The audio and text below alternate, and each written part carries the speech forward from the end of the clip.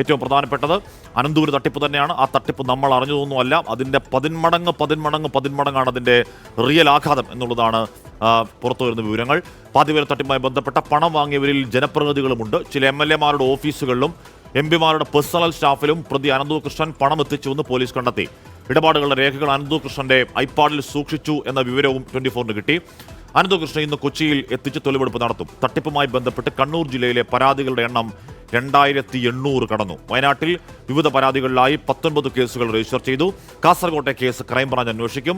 നജീബ് കാന്തപുരം MLA-ക്കെതിരെ കേസെടുത്തതിന് പിന്നാലെ മന്ത്രി V Sivankutty NGO confederation office ഉദ്ഘാടനം ചെയ്യുന്ന ദൃശ്യം പുറത്തുവിട്ട് പ്രതിരോധം തീർക്കുകയാണ് നജീബ് കാന്തപുരം. വിവരങ്ങളുമായി S. ശ്യാംകുമാർ കൊച്ചിയിൽ നിന്നും ചേരുന്നുണ്ട്. അശ്വിൻ പാലാഴി, സജോ ദേവസ്യ, സമീർ C. മുഹമ്മദ്, അരുൺ പാറക്കൽ, എല്ലാ സ്ഥലങ്ങളും ഉണ്ട്. അപ്പോൾ എല്ലാ സ്ഥലങ്ങളും നമ്മുടെ പ്രിയപ്പെട്ട റിപ്പോർട്ടർമാർ സമീർ ബിൻ കരീം അടക്കമുള്ളവർ ചേരുന്നു. ആദ്യം ശ്യാംകുമാറിലേക്ക് തന്നെ പോകുന്നു. ശ്യാംകുമാർ, ഈ ജനപ്രതിനിധികളുടെ പേരുകൾ ഏതൊക്കെയാണെന്ന് വ്യക്തമാകുന്നുണ്ടോ? ഇയാൾ ഒരു പൊളിറ്റിക്കൽ ഫണ്ടറായിരുന്നോ ശ്യാം?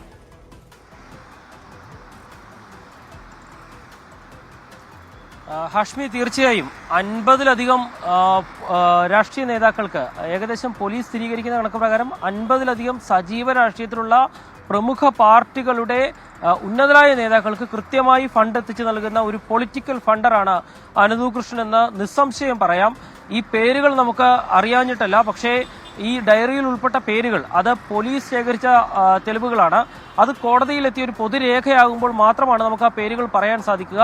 അതുവരെ പോലീസ് പുറത്തുവിടാത്ത ഒരു പേരുകൾ പറയുന്നതിൽ നിയമപരമായ ചില തടസ്സങ്ങളുണ്ട്. പക്ഷേ അതിൽ ഉറപ്പിച്ചു പറയുന്നു, MP-മാരുണ്ട്, MLA-മാരുണ്ട്, പ്രമുഖ പാർട്ടിയുടെ ജില്ലാ നേതാക്കളുണ്ട്, ചില പാർട്ടികളുടെ ജില്ലാ സെക്രട്ടറിമാരുണ്ട്. അതിൽ അയാൾ രാഷ്ട്രീയക്കാരെ പല തട്ടായിട്ടാണ് തിരിച്ചിരുന്നത്.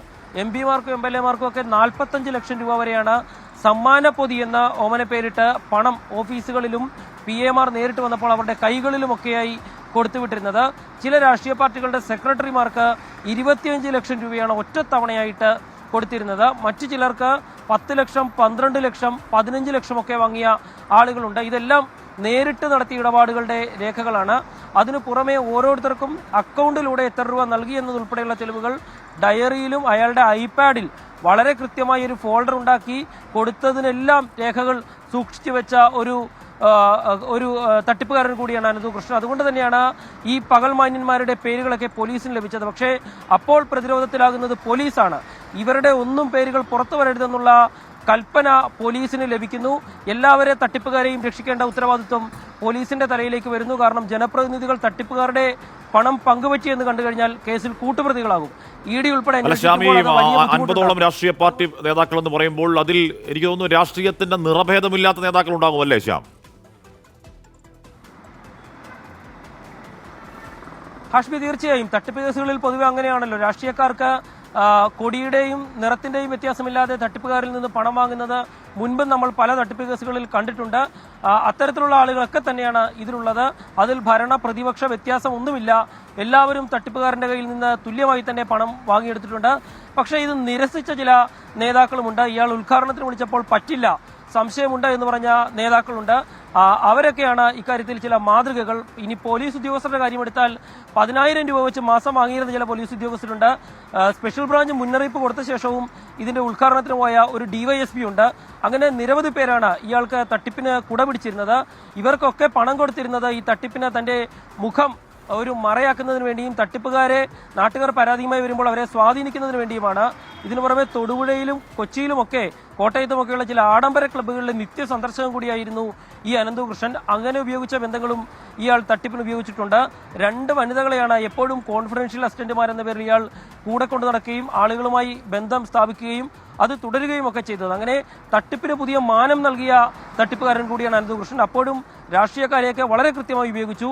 ഇപ്പോൾ പോലീസ് ഈ അവസാന ഘട്ടത്തിലും തെളിവെടുപ്പിന്റെ അവസാന ഘട്ടത്തിലും ശ്രമിക്കുന്നത് ഇയാളുടെ വായിൽ നിന്ന് ഒരാളുടെ പേര് പോലും പുറത്തു വരാതിരിക്കാനാണ്. കാരണം അത് രാഷ്ട്രീയമായി വലിയ തിരിച്ചടികൾ എല്ലാവർക്കും ഉണ്ടാക്കും. ഹാഷ്മി, എന്തായാലും വലിയ കില്ലാടിയാണ്. പണം വാരിക്കോരി കൊടുക്കുകയാണ് എന്ന് പറഞ്ഞാൽ ചോദിക്കുന്ന തുക ചുമ്മാ ലക്ഷക്കണക്കിന് രൂപ എടുത്തു കൊടുത്തു എന്നൊക്കെയാണ് പുറത്തേക്ക് വരുന്ന വിവരം. അപ്പോൾ ഇയാൾ കില്ലാടിയാണ് എന്ന് പറഞ്ഞാൽ ഈ പറഞ്ഞ രാഷ്ട്രീയക്കാരെ അതുമായി ബന്ധപ്പെട്ട് ഇയാൾ തട്ടിപ്പ് ഏതെങ്കിലും കാലത്ത് പിടിക്കപ്പെടുമ്പോൾ അതിന് അയാൾക്ക് പിന്തുണ കൊടുക്കേണ്ട, അയാൾക്ക് പ്രതിരോധം തീർക്കേണ്ട ആൾക്കാരെയൊക്കെ പണം കൊടുത്ത് വാങ്ങുകയായിരുന്നു നേരത്തെ തന്നെ. ഈ കേവലം 27 വയസ്സാട്ടോ ഈ വിദ്വാന്റെ പ്രായം.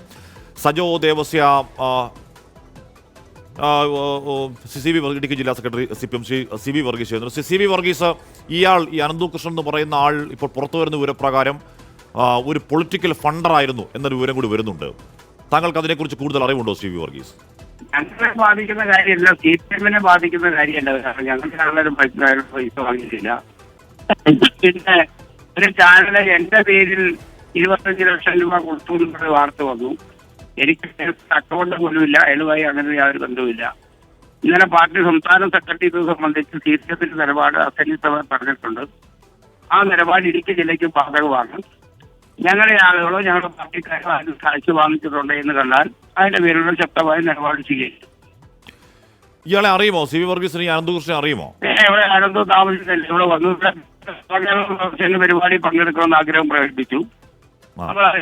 കാരണം പങ്കെടുക്കാരെന്നുള്ള വിധത്തിൽ പങ്കെടുപ്പിക്കാൻ കഴിയാത്ത സ്ഥിതിയല്ല, നമ്മൾ ശുപാർശ ചെയ്യില്ല. പിന്നെ കാറിലേക്ക് എനിക്കറിയാം, പരിചയമൊക്കെ ഉണ്ട്, സ്വാഭാവികമായിട്ട് താമസിച്ച ഒരാളല്ലേ. അല്ല, എന്ന് പറയുമ്പോൾ ഇപ്പോൾ നിങ്ങളൊക്കെ അങ്ങനെ അനുവാദം കൊടുക്കുമ്പോഴൊക്കെയാണ് ഇയാൾ ജനത്തിന് നിങ്ങളുള്ള വിശ്വാസ്യത ഈ തട്ടിപ്പാര മുതലെടുക്കുകയായിരുന്നു CB വർഗീസ്. ഈ രാഷ്ട്രീയ പാർട്ടി എന്ന രൂപത്തിൽ ആധികാരികമായി നമ്മുടെ അനുഭവമല്ലേ നമുക്ക് പറയാൻ പറ്റുള്ളൂ. ഇന്നലെ ഞങ്ങളുടെ പാർട്ടി സംസ്ഥാന സെക്രട്ടറി പറഞ്ഞിട്ടുണ്ട്, ഇതിനകത്ത് CPM-കാരെങ്കിലും ബന്ധപ്പെട്ടു എന്ന് തെളിയിക്കാൻ പറ്റിയാൽ നിലപാട് സ്വീകരിക്കുമെന്ന് പറഞ്ഞിട്ടുണ്ട്.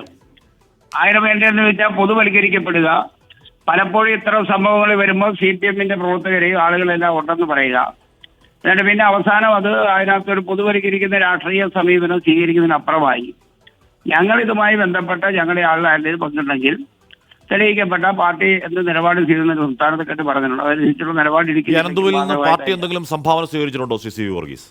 ഇല്ല, ഞങ്ങളിപ്പോ ഇന്നലെ പറഞ്ഞില്ലേ, അയാൾ ഞാനെന്നെ ഇവിടെ വേറെ ആൾക്ക് കൊടുത്തു, പേരൊന്നും ഞാൻ പറഞ്ഞില്ല. 25 ലക്ഷം രൂപ കൊടുത്തു, എന്റെ പേര് പറഞ്ഞു. എനിക്ക് സ്വന്തമായി അക്കൗണ്ട് പോലും ഇല്ല, പേഴ്സണൽ അക്കൗണ്ട് ഇല്ലാത്ത ഒരാളാണ് ഞാൻ. കാരണം എനിക്കൊരു ആവശ്യമില്ലാത്ത കാര്യമായതുകൊണ്ട്. അല്ല, വേറൊരാൾ പണം വാങ്ങിയെന്നാണോ CB വർഗീസ് പറയുന്നത്? ആരാ? അല്ല, താങ്കളുടെ പേര് പറഞ്ഞ് വേറെ ആരോ 25 ലക്ഷം രൂപ വാങ്ങിയെന്നാണോ താങ്കൾ സ്ഥിരീകരിക്കുന്നത്? ആര് മേടിച്ചിട്ടുണ്ടെന്ന് അയാൾ തെളിയിക്കട്ടെ. അതായത് ഞാൻ മേടിച്ചിട്ടില്ല, ഞാനുമായി ബന്ധപ്പെട്ട എന്റെ പാർട്ടിക്കാരും മേടിച്ചിട്ടില്ല എന്നല്ല ഉറപ്പാണ്.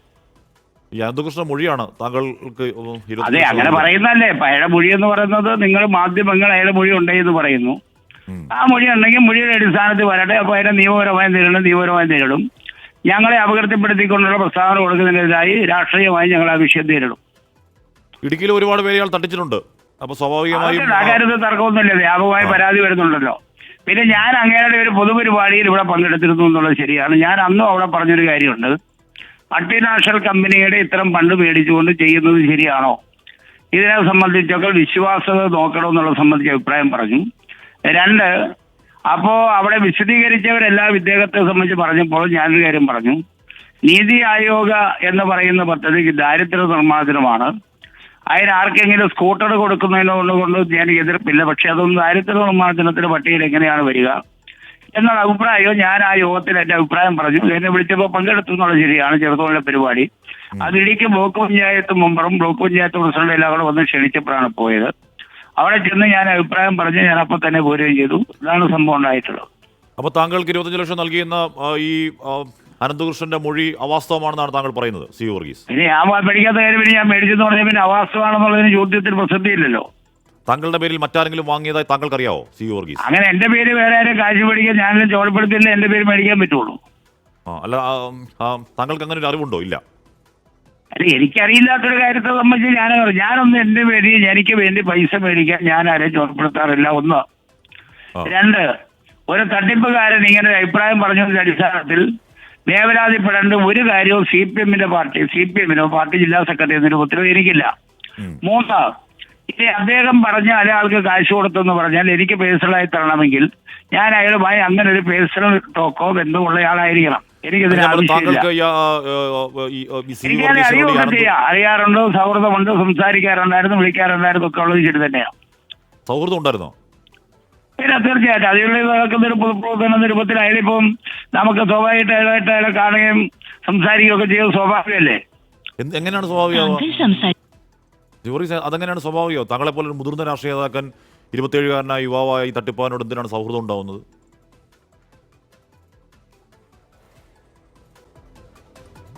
ഓളോട്ടായി ഒന്നുകൂടെ വിളിക്കാം. എന്തായാലും CB വർഗീസിന് 25 ലക്ഷം രൂപ കൊടുത്തുവെന്നാണ് ഈ അനന്തകൃഷ്ണന്റെ മൊഴി. അപ്പോൾ അങ്ങനെ ഉണ്ടായിട്ടില്ല. തൻ്റെ പേരിൽ ആർക്കെങ്കിലും കൊടുത്തിട്ടുണ്ടോ എന്ന് വ്യക്തമാക്കേണ്ടത് അനന്തകൃഷ്ണൻ തന്നെയാണ് എന്നടക്കം പറയുകയാണ്. എന്തായാലും ഇത്തരത്തിലുള്ള ഇയാളുടെ മൊഴി, ഇയാളുടെ ഐപ്പാഡിലെ വിവരങ്ങളൊക്കെ പുറത്തേക്ക് വന്നുള്ളത് സ്ഫോടനാത്മകമാകുമെന്ന് പറയുകയാണ്. സജോ ദേവസ്യ കണ്ണൂരിൽ നിന്ന് ചേരുന്നുണ്ട്. സജോ, അശ്വിൻ പാലാഴിയിലേക്ക് പോവുകയാണ്. അശ്വിൻ, ഇവിടെ ഇന്ന് തെളിവെടുപ്പ് തുടങ്ങുകയാണ്. തെളിവെടുപ്പിൽ ഇയാൾ ഏതെങ്കിലും ഒരു രാഷ്ട്രീയ നേതാവിൻ്റെ പേരൊന്നും പറയാതിരിക്കാൻ വേണ്ടിയുള്ള അഡീഷണൽ ഒരു കരുതലുണ്ടാകുമോ? തെളിവെടുപ്പിൻ്റെ രീതി എങ്ങനെയാകും അശ്വിൻ? ഹാഷ്മി, എന്തായാലും ഈ കേസുമായി ബന്ധപ്പെട്ട് ഏറ്റവും നിർണായകമായ ഒരു തെളിവെടുപ്പാണ് ഇന്ന് നടക്കാനിരിക്കുന്നത്. ഇന്നലെ ഇടുക്കി, കോട്ടയം ജില്ലകളിലെ വിവിധ സ്ഥലങ്ങളിൽ അനന്തുവിനെ എത്തിച്ച് തെളിവെടുപ്പ് നടത്തിയിരുന്നു. അത് ഈ തട്ടിപ്പ് പണം ഉപയോഗിച്ച് ഇയാൾ വാങ്ങിക്കൂട്ടിയ ഭൂമിയിലും മറ്റ് ബന്ധപ്പെട്ട സ്ഥലങ്ങളിലുമാണ് തെളിവെടുപ്പ് നടത്തിയത്. അതിനിടെ ഇന്നലെ വലിയ ജനരോഷമൊക്കെ ഇയാൾക്കെതിരെ ഉണ്ടാവുകയും ചെയ്തതാണ്. ഇന്നെന്തായാലും അനന്തു കൃഷ്ണൻ്റെ ഓഫീസുകളിലും മറൈൻ ഡ്രൈവിലുള്ള ഫ്ളാറ്റിലുമാണ് പോലീസ് എത്തിച്ച് തെളിവെടുപ്പ് നടത്തുക. പൊന്നുരുന്നിയിൽ ഇയാൾക്ക് ഒരു ഓഫീസുണ്ട്. അത് NGO കോൺഫെഡറേഷൻ്റെ പേരിലുള്ള ഓഫീസാണ്. അത് ഈ തട്ടിപ്പ് നടത്താൻ വേണ്ടി ഈ തട്ടിപ്പിനൊരു കേന്ദ്രീകൃത സംവിധാനം ഉണ്ടാക്കുക എന്നുള്ള ഒരു ലക്ഷ്യത്തോടു കൂടി തുടങ്ങിയ ഒരു സംഘടനയാണ് NGO കോൺഫെഡറേഷൻ. അതിൻ്റെ പ്രധാന ഓഫീസ് പൊന്നുരുന്നിയിലാണ്.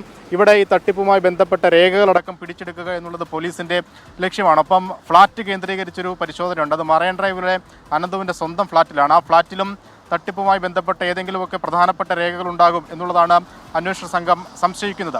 അതടക്കം കളമശ്ശേരിയിൽ ഓഫീസുണ്ട്. അങ്ങനെ കൊച്ചിയുടെ വിവിധ പ്രദേശങ്ങളിൽ അനന്തു ഈ തട്ടിപ്പിന് കേന്ദ്രമാകുന്ന ഓഫീസുകൾ പ്രവർത്തിപ്പിച്ചിരുന്നു. ഇവിടെയെല്ലാം ഇന്ന് തെളിവെടുപ്പുണ്ടാകും. എന്തായാലും ആരൊക്കെ ഇയാളുമായി ബന്ധപ്പെട്ടു എന്നടക്കമുള്ള കാര്യങ്ങളിൽ ഒരുപക്ഷെ NGO കോൺഫെഡറേഷൻ്റെ ഓഫീസിലെ തെളിവെടുപ്പിൽ ഒരു വ്യക്തത വരാനുള്ള സാധ്യത നമുക്ക് തള്ളിക്കളയാനാവില്ല. കാരണം നേരത്തെ സൂചിപ്പിച്ചതുപോലെ ഇതിൻ്റെ ഒരു കേന്ദ്രം എന്നുള്ള നിലയ്ക്ക് അവിടെ ഇതുമായി ബന്ധപ്പെട്ട സുപ്രധാന രേഖകൾ ഉണ്ടാകും. ഒരുപക്ഷെ ഇതിന് ശേഷം അനന്തുവിൻ്റെ അറസ്റ്റിനൊക്കെ ശേഷം അനന്തുവുമായി ബന്ധപ്പെട്ട ആരെങ്കിലുമൊക്കെ ഓഫീസിലെത്തുകയോ അതൊക്കെ എടുത്ത് മാറ്റുകയോ ചെയ്തില്ലെങ്കിൽ എന്തായാലും ഇന്നത്തെ തെളിവെടുപ്പ് അതിനിർണായകമാകും എന്നുള്ള കാര്യത്തിൽ സംശയമില്ല. ഏകദേശം 11 മണിയോടുകൂടി മൂവാറ്റുപുഴയിൽ നിന്നും അനന്തുവിനെ കൊച്ചിയിലെത്തിക്കും. പിന്നീടാകും വിവിധ സ്ഥലങ്ങളിൽ എത്തിച്ചുള്ള തെളിവെടുപ്പ് തുടങ്ങുക. ഹാഷ്മി.